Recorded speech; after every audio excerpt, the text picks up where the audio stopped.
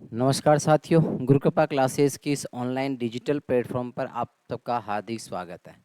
अपने राजस्थान के इतिहास की महत्वपूर्ण प्रश्नोत्तरी के बारे में हम चर्चा कर रहे थे और उसी प्रश्नोत्तरी के माध्यम से हमने सभ्यताओं के बारे में प्रश्न जो भी थे वो हमने हल कर लिए हैं।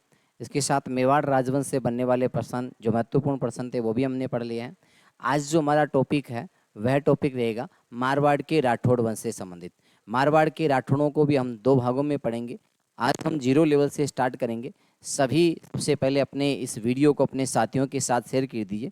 देखो भाई, प्रश्न अच्छे हैं या नहीं है आप कमेंट करके ज़रूर बताया करो, जिससे हमें ऐसा लगे कि हाँ भाई, हमारे द्वारा जो प्रश्न तैयार करवाए जा रहे हैं और आप लोगों को पसंद आ रहे हैं तो और भी अच्छे प्रश्न हम आपके लिए लेके आएंगे। लेकिन सबसे महत्वपूर्ण बात होती है कि आप सपोर्ट तो कीजिए, ठीक है कि नहीं है। तो सबसे पहले वीडियो शेयर कर दीजिए कि तूफान चाहे कितना भी हो हाथ उठाए रखना। तूफान चाहे कितना भी हो हाथ उठाए रखना, दलदल चाहे कितना भी हो पाँव जमाए रखना। अरे कौन कहता है चलने में पानी नहीं रुकता, बर्फ जमने तक हाथ लगाए रखना। कौन कहता है हमें सफलता नहीं मिलती, जब तक सफलता नहीं मिलती है निरंतर मेहनत करते रहिए, एक दिन आपको सफलता जरूर मिलेगी। आज का जो प्रश्न है, पहला प्रश्न आपकी स्क्रीन के ऊपर है, ये रहा। बताइए। बहुत ही शानदार प्रश्न है, आराम से पढ़िए, धीरे धीरे पढ़िए, कहीं कोई जल्दबाजी नहीं है। प्रश्नों का एक जो अंदाजा आप लोग लगा सकते हो कि हाँ वास्तविक रूप से ये प्रश्न है वो कैसे लग रहे हैं, ये भी आपको बताना है, ठीक है कि नहीं है। तो बताइए भाई, कैसे प्रश्न लग रहे हैं आप लोगों को। हाँ, 2024 में जोधपुर में मनाए गए 566वें स्थापना दिवस के संदर्भ में कौन सा कथन असत्य है। तो अभी एक प्रश्न तो ये आ गया कि अभी 2024 में जोधपुर का कौन सा स्थापना दिवस मनाया गया है। पहला प्रश्न तो यही आ गया कि 2024 में जोधपुर का कौन सा स्थापना दिवस मनाया गया है। तो आप क्या करके आओगे, 566वां स्थापना दिवस। बोले एक प्रश्न तो यहाँ पर आपका सही हो गया। अब उस 566वें स्थापना के संदर्भ में कौन सा कथन असत्य है। अब यह सत्य कौन सा है, तो सत्य क्या होगा ये भी अपने को देखना है, ठीक है कि नहीं है। तो आ जाओ, पहला पढ़ो।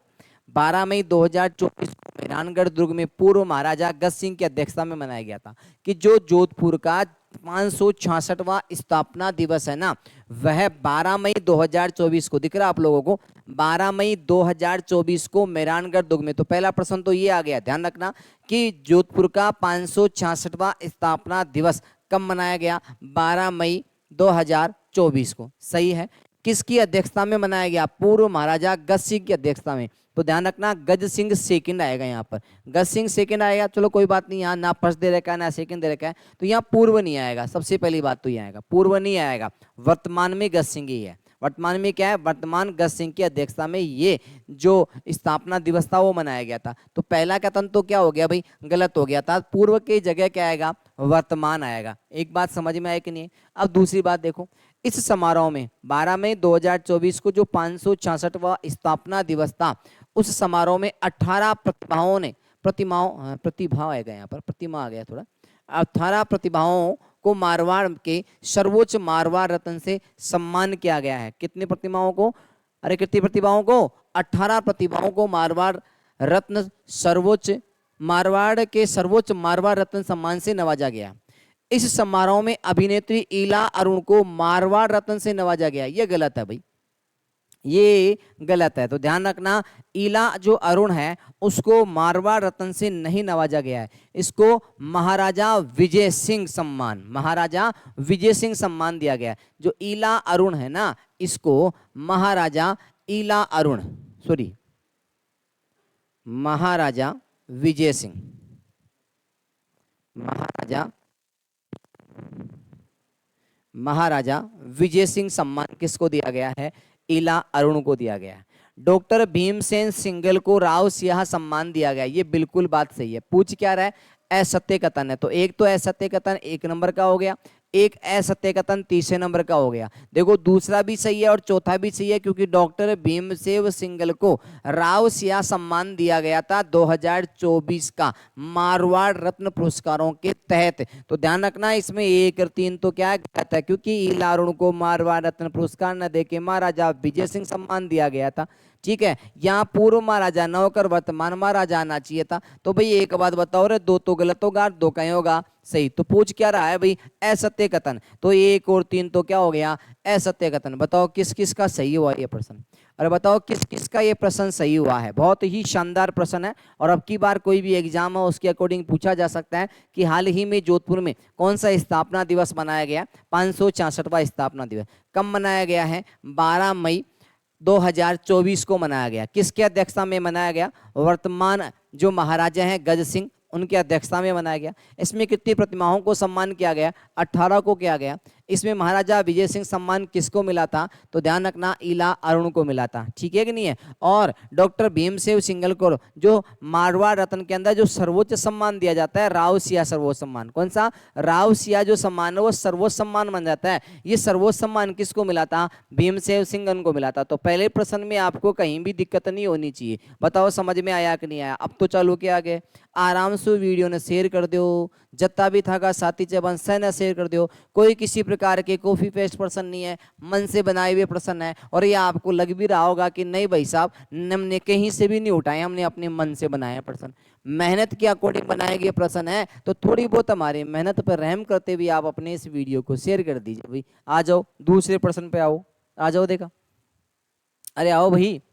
मारवाड़ के राठौड़ वंश की उत्पत्ति के संदर्भ में कितने कथन असत्य है, ये देखो यहां इसको पढ़ना, कितने कथन असत्य हैं। कौन सा कथन नहीं पूछ रहा, कितने कथन असत्य हैं, तो यही तो पढ़ रहा है। राज रत्नागर के अनुसार राठौड़ हिरण्यकश्यप की संतान है। तो ये तो बिल्कुल बात सही है कि राज रत्नागर थे, उनके अनुसार जो मारवाड़ के राठौड़ है ना वो हिरण्यकश्यप की संतान माने जाते हैं। बिल्कुल ये बात सही है कि मारवाड़ के जो राठौड़ है उनकी उत्पत्ति हिरण्यकश्यप की से मानी गई है। तो ये बात तो बिल्कुल सही है, राज रत्नाकर ये मानता है। पृथ्वीराज रासो ग्रंथ के अनुसार जो राठौड़ है वो कन्नौज से आए थे, अतः जयचंद गढ़वाल के वंशज है। पृथ्वीराज क्या कह रहा है, पृथ्वीराज रासो, पृथ्वीराज रासो किसकी थी, चंद्रबरदाई की। किसकी थी, चंद्रबरदाई की। उस पृथ्वीराज रासो जो चंद्रबरदाई की रचना थी उसके अनुसार जो मारवाड़ के राठौड़ है ना वो कन्नौज से आए थे। और कन्नौज का राजा कौन था, जयचंद गढ़वाल था, जो संयोगिता का पिता था। और संयोगिता किसकी प्रेमिका थी, पृथ्वीराज चौहान की पत्नी थी। जो पृथ्वीराज चौहान ने उसे गंधर्व विवाह किया था स्वयंवर के तहत। बोलो समझ में आया नहीं आया। तो यहाँ ये बात भी सही है कि कन्नौज के जयचंद गढ़वाल के वंश थे, दोनों बातें सही है। इसमें क्या पूछ रहा है, कितने कथन असत्य हैं, अभी तक तो असत्य एक भी नहीं आया। कर्नल टोड के अनुसार राठौड़ सुर अतः मारवाड़ के राठौड़ों को विदेशियों की संतान बताया। ध्यान रखियो, और जो कर्नल टोड हो गए, चाहे चौहान हो, चाहे प्रतिहार हो, चाहे मेवाड़ का गोइल हो, स का सन विदेशा की संतान बताए चो। लेकिन मारवाड़ के जो धर्म ग्रंथ है ना उनके आधार पर कर्नल टोड ने मारवाड़ के राठौड़ों को विदेशियों की संतान नहीं बताया था। तो फिर किसकी संतान बताया था, तो ध्यान रखना कर्नल टोड ने राठौड़ों को तो क्या बताया था, सूर्यवंशी बताया था। क्या बताया था बेटा, सूर्यवंशी बताया था। एलियो भाई एक गलत होगो, एलियो गलत होगा ना, एक गलत। अब आ जाओ चौथा ऑप्शन का मायने, राठौड़ वंश महाकाव्य के अनुसार राठौड़ों की उत्पत्ति शिव के शीश पर स्थित चंद्रमा से बताई गई। और भाई साहब कितना खतरनाक प्रश्न है कि राठौड़ वंश के महाकाव्य जो चलते थे उन महाकाव्य के अनुसार एक बात आई है कि जो राठौड़ों की उत्पत्ति है ना वो शिव के शीश पर स्थित जो चंद्रमा है ना, चांद है, ठीक है कि नहीं है, उससे बताई गई है। बिल्कुल 100% बात सही है, यह बात भी सही है। और पूछोगा कितने कथन असत्य है, भाई साहब एक ही कथन असत्य है, केवल एक कथन असत्य है। ओ कथन असत्य कौन, केवल एक कथन असत्य है, तीसरा कथन असत्य और बाकी की सभी सही है। तो ध्यान रखना मैंने मारवाड़ के राठौड़ों की उत्पत्ति के संदर्भ में जो मत थे वो भी आ गया। राज रत्नाकर के अनुसार तो जो मारवाड़ के राठौड़ वह हिरण्यकश्यप की संतान है। पृथ्वीराज रासो जो चंद्रबरदाई का ग्रंथ था उसके अनुसार मारवाड़ के राठौड़ कन्नौज से आए थे जो जयचंद गढ़वाल के वंशज थे, ठीक है। और फिर कर्नल टोड के अनुसार राठौड़ों को यहाँ सूर्यवंशी लिख रखा है, लेकिन सूर्यवंशी थोड़ी थे भाई, ओ सॉरी यहाँ विदेशियों की संतान बता रखा है, तो विदेशियों की संतान नहीं तो सूर्यवंशी थे। फिर आता है राठौड़ वंश महाकाव्य के अनुसार राठौड़ की उत्पत्ति शिव के शीश पर स्थित चंद्रमा से बताई गई। बिल्कुल सही है। अरे भाई जब महिला बना रखा ना जूड़ो और चूड़ो वो भी यहाँ को शिव रखा, ठीक है कि नहीं है। तो ध्यान रखना यहाँ पर एक ही कथन क्या है, गलत है। आ जाओ भाई तीसरा में आ जाओ, ओ करो जल्दी से करो, देखा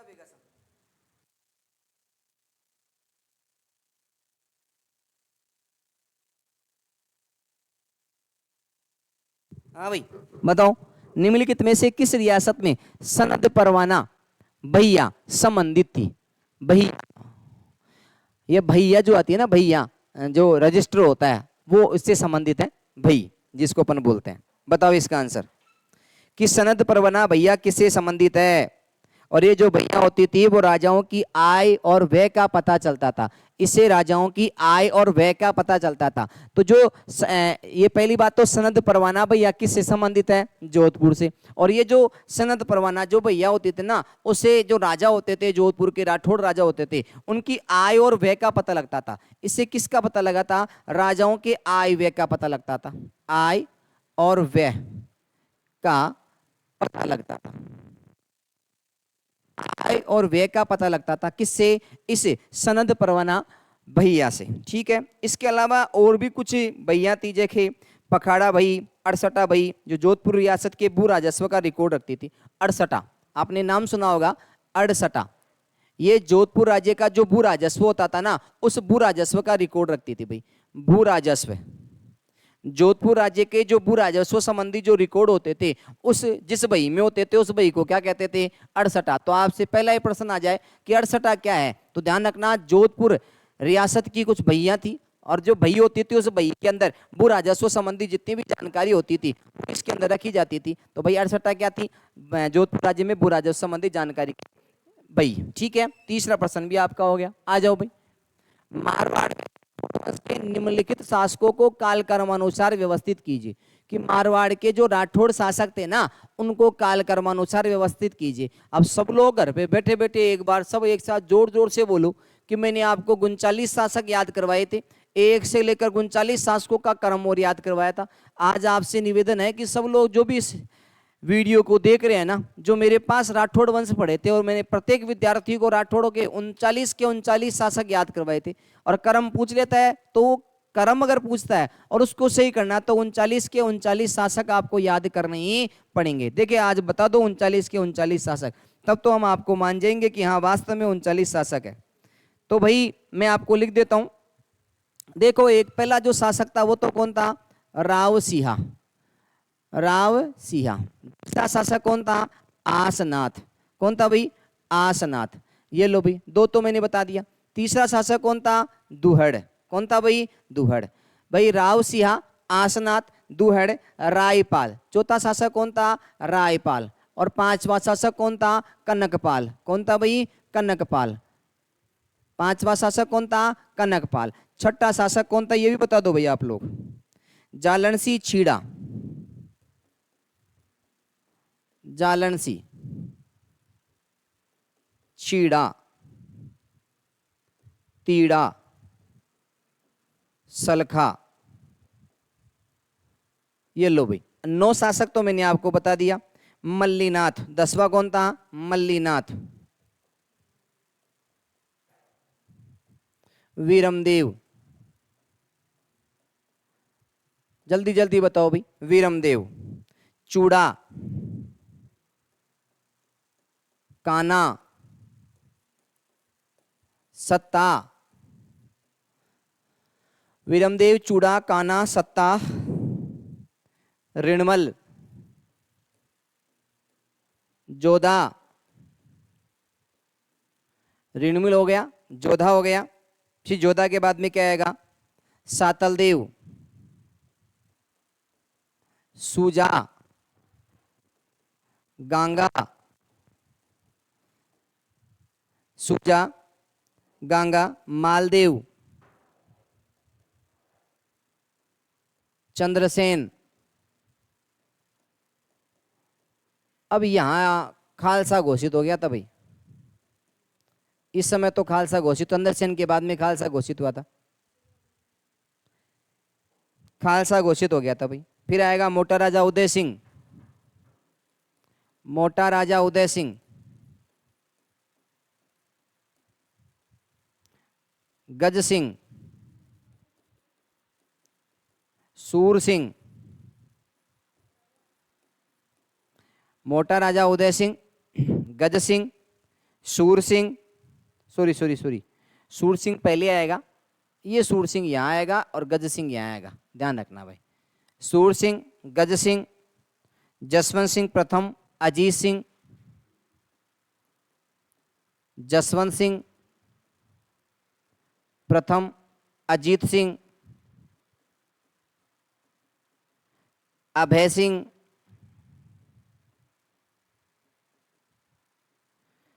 जसवंत सिंह प्रथम, अजीत सिंह, अभय सिंह, राम सिंह, भक्त सिंह, विजय सिंह, राम सिंह, भक्त सिंह, विजय सिंह, राम सिंह, भक्त सिंह और विजय सिंह। ध्यान रखना, एक एक शासक आपको याद करना है। फिर आएगा भीम सिंह, मान सिंह,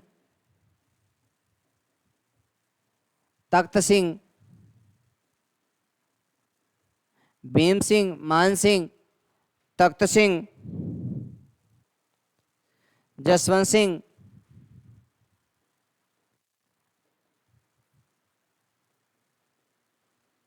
सरदार सिंह, सुमेर सिंह,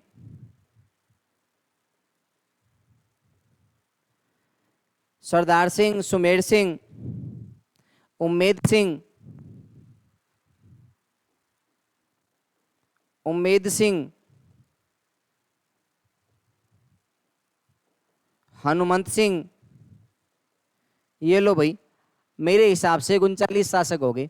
वापस याद कर लो 39 के 39 शासकों का। रावसिया, आसना, दुहड़, रायपाल, कनकपाल, जालनसी, चीड़ा, तीड़ा, सलका, मल्लीनाथ, वीरमदेव, चूड़ा, कान्हा, सत्ता, रणमल, जोधा, सत्यदेव, सूजा, गंगा, मालदेव, चंद्रसेन, मोटराजा, उदय सिंह, सूर सिंह, गज सिंह, जसवंत सिंह प्रथम, अजीत सिंह, अभय सिंह, राम सिंह, भक्त सिंह, विजय सिंह, भीम सिंह, मान सिंह, तख्त सिंह, जसवंत सिंह सेकंड, सरदार सिंह, सुमेर सिंह, उमेद सिंह और हनुमंत सिंह। तो ध्यान रखना 39 शासक है, इनका ये क्रम है। वो मैंने क्लास में प्रत्येक विद्यार्थी को, चाहे कमजोर विद्यार्थी हो चाहे होशियार विद्यार्थी हो, सबको मैंने 39 के 39 शासक 20 बार लिखवा दिए थे और 20 बार में आपने याद कर लिया था, रिपीट कर लिया था, ढंग से याद भी है। तो एक बार सभी लोग जोर से इसको रिपीट कर लीजिए कि पहला शासक कौन था? रावसिया। फिर कौन था? आसनाथ। फिर कौन था? दुहड़। दुहड़ के बाद में कौन आया? रायपाल। फिर कौन आया? कनकपाल। फिर कौन आया? जालनसी। फिर कौन आया? चीड़ा, तीड़ा, सलका, चीड़ा, तीड़ा, सलका, मल्लीनाथ, वीरमदेव, चूड़ा, कान्हा, सत्ता, रेणुमल,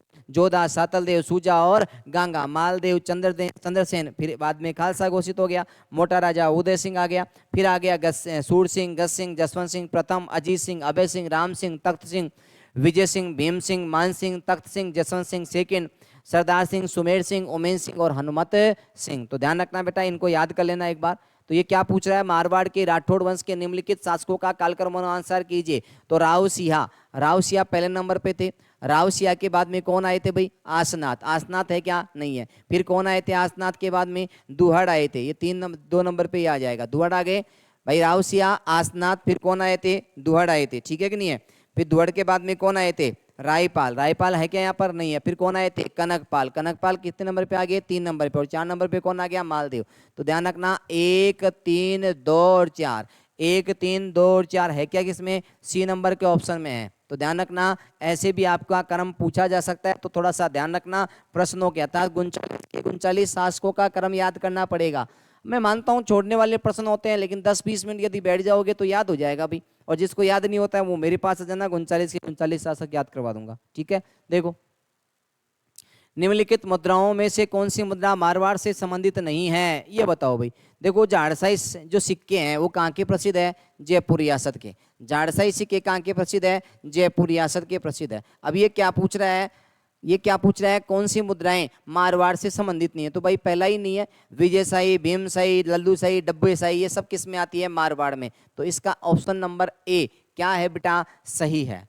6 नंबर का आंसर बताइए बेटा, जल्दी से बताओ कि मारवाड़ में क्या राठौड़ वंश था? क्या बिल्कुल है, राठौड़ शब्द से उत्पत्ति हुई है की। मेवाड़ में सिसोदिया और गुहिल दोनों थे भाई। सिसोदिया वंश बोल दो, गुहिल वंश बोल दो, या फिर रावल शाखा बोल दो। आमेर में कछवा वंश बिल्कुल था। बूंदी में हाड़ा चौहानों का शासक था भाई।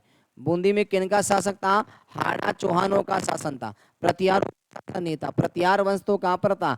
मंडोर में था। कहाँ पर था? मंडोर में। कहाँ पर था? मेड़ता में। कहाँ था? अवंतिका में। कहाँ था? अवंतिका में। यहाँ पर तो जरूर था प्रत्यार वंश, लेकिन यहाँ नहीं था बूंदी में। बूंदी में तो आड़ा वंश था। ठीक है बेटा, आगे चलो। 6 जनवरी 1818 ईस्वी में ईस्ट इंडिया कंपनी से संधि करने के लिए जोधपुर राज्य का प्रतिनिधि निम्नलिखित में से कौन था? तो ध्यान रखना, 6 जनवरी 1818 में, 6 जनवरी 1818 को आप ऐसे याद कर सकते हो। 6 जनवरी 1818 के अंदर जो संधि हुई थी उसे बोलते हैं आर्षित पार्थक्य की संधि। आर्षित पार्थक्य की संधि। आर्षित पार्थक्य की संधि। और ये जो संधि करने वाला जो अंग्रेज अधिकारी था, ये जो संधि करने वाला अंग्रेज अधिकारी था, वह कौन था भाई? चार्ल्स मेटकोफ। कौन था? चार्ल्स मेटकोफ। अंग्रेज अधिकारी जो था वो कौन था? चार्ल्स मेटकोफ। चार्ल्स मेटकोफ था। अब ये क्या पूछ रहा है? किस राजा के समय हुई थी? जोधपुर के राजा मानसिंह के समय हुई थी। जोधपुर के राजा मानसिंह के समय हुई थी। लेकिन ये पूछ क्या रहा है कि जोधपुर राज्य का प्रतिनिधि, तो इस मानसिंह ने है ना वो 3-4 लोगों को भेजा था। एक तो युवराज छत्र सिंह को भेजा था, बिशन राव आसोप को भेजा था, और व्यास अभय सिंह को भेजा गया था। ठीक है कि नहीं है? तो ये बिशन राम आसोप को भेजा गया था, देवनाथ, काशीनाथ और इंद्रराव संगरी को नहीं भेजा गया था। ये और बता देता हूं, एक तो युवराज छत्र सिंह था, इसके साथ भेजा गया था युवराज छत्र सिंह। मान सिंह ने 3 व्यक्तियों को भेजा गया था, एक तो बिशन राम आसोप, युवराज छत्र सिंह और व्यास अभय सिंह। व्यास अभय सिंह, इन 3 व्यक्तियों को आर्षिक पार्थक्य की संधि करने के लिए चार्ल्स मेटकोफ के पास भेजा था। ये 3 नहीं आएगा, किसे भेजा गया था? बिशन राम आसोप को भेजा गया था। ठीक है बेटा, यह आपको मैंने पहली संधि करौली थी, आर्षिक पार्थक्य की संधि करने वाली पहली रियासत करौली थी भाई। ठीक है कि नहीं है? अंतिम रियासत सिरोही थी, लेकिन सबके अंत में तो झालावाड़ ने किए थे। लेकिन झालावाड़ रियासत की स्थापना अंग्रेजों ने की थी, तो अंग्रेजों ने तो बनाई थी उस रियासत। ठीक है, लेकिन उन रियासतों में जो पूर्व में थी। दोला चेतारा का युद्ध किस मारवाड़ शासक के संबंधित? पहले तो ये बात करो, दोला चेतारा का युद्ध है ना, इसको लाख जवर का युद्ध भी कहते हैं भाई। क्या कहते हैं? लाख जवर का युद्ध। तो ध्यान रखना, पहला प्रश्न तो ये आ गया, लाख जवर का युद्ध किसे कहते हैं? दोला चेतारे के युद्ध को लाख जवर का युद्ध कहते हैं, क्योंकि इस युद्ध मैदान के अंदर लाखों लोगों की क्या हो गई थी भाई? मृत्यु हो गई थी। इस कारण से लाख जवर का युद्ध भी कहते हैं। अब बताओ क्या आंसर आना चाहिए इसका? जल्दी से बताओ भाई।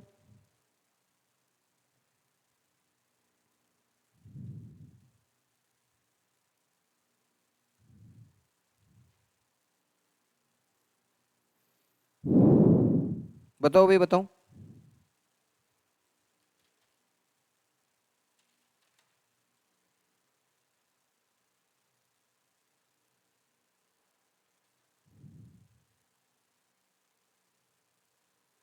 बताओ बताओ जल्दी से आंसर बताओ इसका।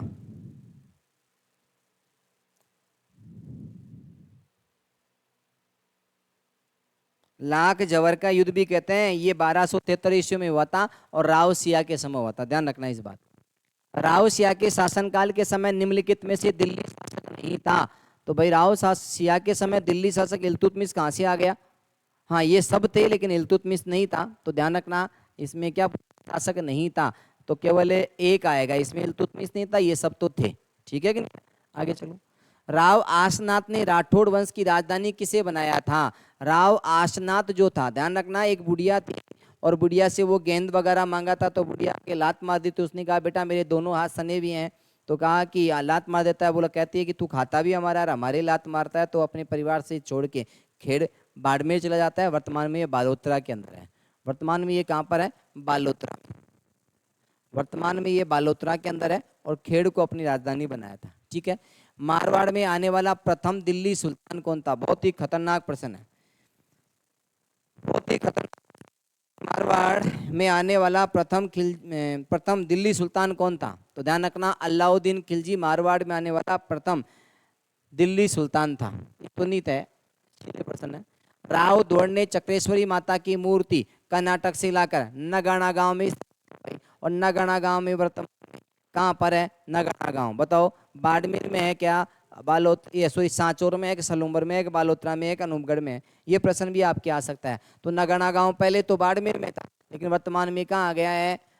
अरे राव दुहड़ता कर्नाटक से लकड़ी की बनी हुई चक्रेश्वरी माता की मूर्ति लेके आया था मारवाड़ के लिए, लेकिन रास्ते में विश्राम करते समय जब वह उस मूर्ति को रखता है तो उसके कुछ हिस्सा जमीन से टच हो जाता है। तो पहले ही कहा गया था कि अगर जहाँ ये टच होगी तो ये मूर्ति वहां से हिलेगी नहीं, वहीं स्थापित होगी। तो भाई ये जब नगाड़ा में पानी पीने के लिए रुकते हैं तो वही मूर्ति जमीन के टच हो जाती है और वहीं पर इस मूर्ति की स्थापना कर देता है, आत्मा प्रतिष्ठान कर देता है। तो ध्यान रखना, नगाड़ा गांव बाड़मेर में था, वर्तमान में किस जिले में आ गया है? बालोतरा में। मारवाड़ शासक मल्लीनाथ के संदर्भ में असत्य कथन है। मल्लीनाथ ने रावल की पदवी धारण की थी, बताओ जल्दी से। इन्होंने कुंडा पंथ की स्थापना की थी। माला ने अपनी माँ की प्रेरणा योग की दीक्षा ली थी। मल्लीनाथ की पत्नी अंता देवी थी, जिन्हें बरसात कहा जाता है। तो देखो एक एक चीज देखते हैं यहाँ पर, नीचे से देखते हैं। पहली बात तो मल्लीनाथ की पत्नी थी ना, वो अंता देवी नहीं थी। मल्लीनाथ की पत्नी थी रूपा देवी। क्या नाम थी? रूपा देवी, जिसे क्या कहा जाता था? बरसात की देवी कहा जाता था। और माला अर्थात मल्लीनाथ की माँ की प्रेरणा से, माँ की प्रेरणा से नहीं, पत्नी की प्रेरणा से मल्लीनाथ ने अपनी पत्नी बोले तो कौन? रूपा देवी। कौन? रूपा देवी। इस रूपा देवी की प्रेरणा से गुरु उगमसी बाटी से योग की दीक्षा ली थी। तो ध्यान रखना, ये क्या पूछ रहा है? असत्य कथन पूछ रहा है। क्या पूछ रहा है? असत्य कथन पूछ रहा है। तो देखो तीसरा भी गलत होगा और चौथा भी गलत होगा। दोनों सच है कि मल्लीनाथ ने रावल की पदवी धारण की थी, बिल्कुल ये बात तो सही है। और इन्होंने कुंडा पंथ की स्थापना की थी, ये बात भी सही है। दो बातें तो सही है, दो बातें क्या हो गई? गलत हो गई। क्यों? कि इसकी माँ से नहीं, पत्नी से प्रेरणा ली थी। पत्नी का नाम था रूपा देवी, उससे प्रेरणा लेकर ये अपने गुरु उगमसी बाटी से योग की दीक्षा ली थी। और इसकी पत्नी रूपा देवी थी, जिन्हें बरसात की देवी कहा जाता है, ना कि इनकी माता। ठीक है कि नहीं? ये तो माता तो जरूर थी अंता देवी। सॉरी, इसका आंसर नहीं बताया। 3 और 4 है क्या ऑप्शन में? ये रहा। राव मल्लीनाथ द्वारा वीरमदेव को कहाँ की जागीर दी गई थी? बताओ जल्दी से। राव जो मल्लीनाथ था, उस मल्लीनाथ ने वीरमदेव को कहाँ की जागीर दी थी? बहुत ही शानदार प्रश्न है बेटा, बताओ। अभी मैंने आपको एक चीज बताई थी मल्लीनाथ वाला, तो इसके बारे में थोड़ी सी जानकारी और ले लेते हैं। भाई इस मल्लीनाथ जी का जो मंदिर है वो कहाँ पर है? तिलवाड़ा बाड़मेर में। कहाँ पर है भाई? तिलवाड़ा बाड़मेर में। कहाँ पर है? तिलवाड़ा बाड़मेर के अंदर है। और जो लूनी नदी है उसके किनारे स्थित है। इसका मेला है ना, वो चैत्र कृष्ण एकादशी से चैत्र शुक्ल एकादशी तक लगता है। मल्लीनाथ जी का मेला है ना, चैत्र कृष्ण एकादशी से चैत्र शुक्ल एकादशी तक लगता है। और इनका जो मंदिर है वो तिलवाड़ा बाड़मेर में अवस्थित है। ये दो बातें भी इसकी ध्यान रख लेना। मल्लीनाथ जी को माला नाम से कहा जाता है। इसकी कहानी भी पढ़ेंगे आप लोगों को। वो घोड़े बेचने वाले व्यापारी इतना, वो चीज भी हम पढ़ने वाले हैं जिसमें आधा सांच और माला ने बेच दिया था, तो उनको दान में देना पड़ा था। ठीक है कि नहीं? ये कहानी हम बाद में करेंगे। राव मल्लीनाथ द्वारा वीरमदेव को कहाँ की जागीर दी गई थी? जल्दी से बताओ, जल्दी से बताओ भाई। वीरमदेव को कहाँ की जागीर दी गई थी? सेतरावा की जागीर, सालेड़ी की जागीर, सिवाना की जागीर या नागदा की जागीर? वो तो बता दो भाई, वो बताओ ला, यदि काम आओ भाई, तो काम कौन चलना भाई।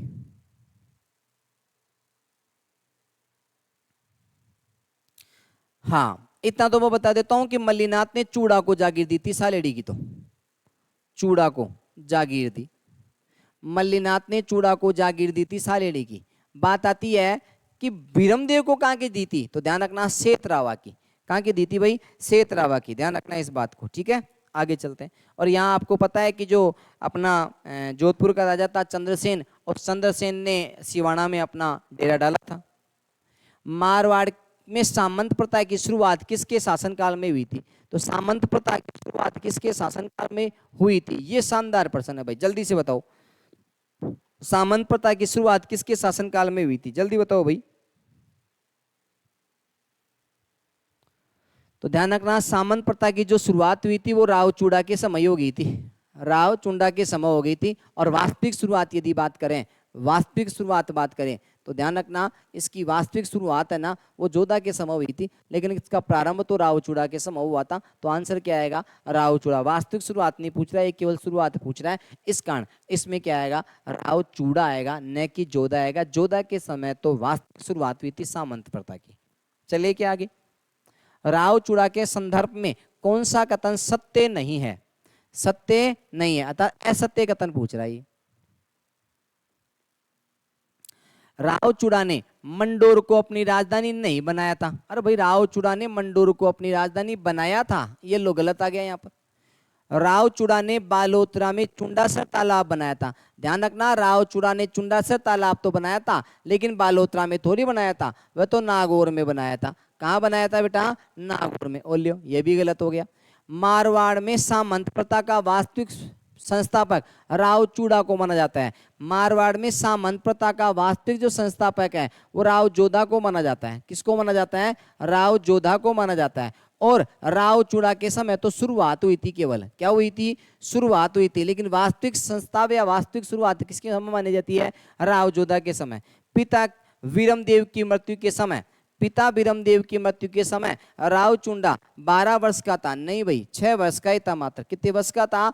6 वर्ष का ही था। अब ये पूछ क्या रहा है, या आप जानो और तुम्हारा काम जाने। बताओ, दे दो आंसर क्या आएगा इसमें। अरे बता दो आंसर क्या आएगा। इस असत्य कथन है तो सारा का सारा ही कहीं से असत्य कथन है, पूरे के पूरे असत्य कथन है। ठीक है, अगला प्रश्न चले क्या? चलो भाई। महाराणा लाखा ने रणबल की सेनाओं से प्रसन्न होकर दंडना की जागीर दी। दंडना वर्तमान में कहां पर स्थित है? बहुत ही खतरनाक प्रश्न है कि महाराणा लाखा ने रणबल की सेनाओं से प्रसन्न होकर दंडना की जागीर दी। दंडना वर्तमान में कहां पर है? पाली में। कहां पर है भाई? पाली में। ये छोटी सी बात है, इसको आप पढ़ लेना। अगला प्रश्न आता है ये, राव जोधा के संदर्भ में कौन सा कथन असत्य है? इसको हम पढ़ेंगे कल। कल की क्लास के अंदर सभी लोग ये याद करें कि 39 के 39 शासकों का सही क्रम है। अगर नहीं याद होता है तो कल मैं आपको ट्रिक के माध्यम से 10 मिनट के अंदर, 10 मिनट भी नहीं लगेगी, मात्र 5 मिनट के अंदर मारवाड़ के राठौड़ के जितने भी शासक है ना, उन शासकों को याद करवाऊंगा। केवल कल का वीडियो के अंदर 5 मिनट के अंदर मारवाड़ के संपूर्ण राठौड़ों के जो शासक, राठौड़ शासक थे, उनका 1 से लेकर 39 तक के शासकों को क्रम से याद करवा दूंगा। कल का वीडियो देखना ना भूले। आज के लिए इतना ही काफी है। छोटे छोटे वीडियो बता रहे हैं तो आप लोग अपने साथियों के साथ जरूर शेयर करें। धन्यवाद।